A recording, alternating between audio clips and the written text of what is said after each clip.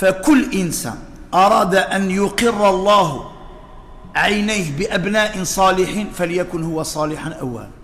كما تكون يعطيك ربي سبحانه. نعم هناك حالة استثنائية، قد يخرج الله الحي من الميت ويخرج الميت من الحي. قد يكون إنسان فاسد وربي يعطى له ولد يحفظ القرآن، والعكس قد يكون الأب صالح ويبتليه ربي بذرية، لكن هذه حالة استثنائية. احنا نتكلموا على الغالب الأعم، تكون صالح يبارك الله لك في ذريتك، تكون فاسد يعطيك هكذاك. علاه؟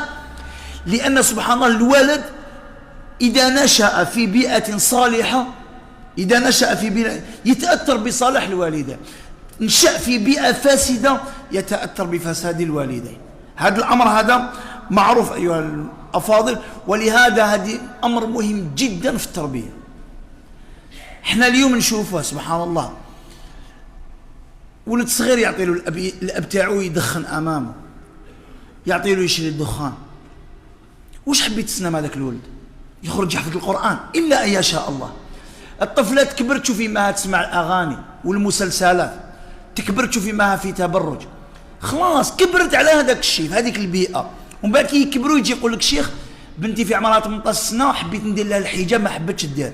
إيه ما ديرش، لأنها ما كبرتش عليه إلا أن يشاء الله. الولد كذلك يقول لك يسمع خطبة تاع الصلاة التربية يتأثر الأب، يقول لك نحب نجيبه بصح ما يجينيش. إيه يا أخي الكريم، وين كنت أنت كي كان صغير؟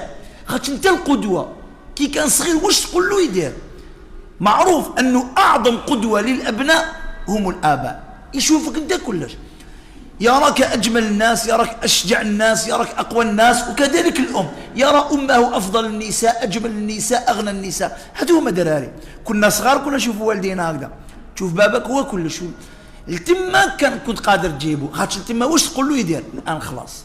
إذا من أعظم أسباب صالح الذرية صلاح الآباء. قد ما تصلح يصلح الله لك ذريتك.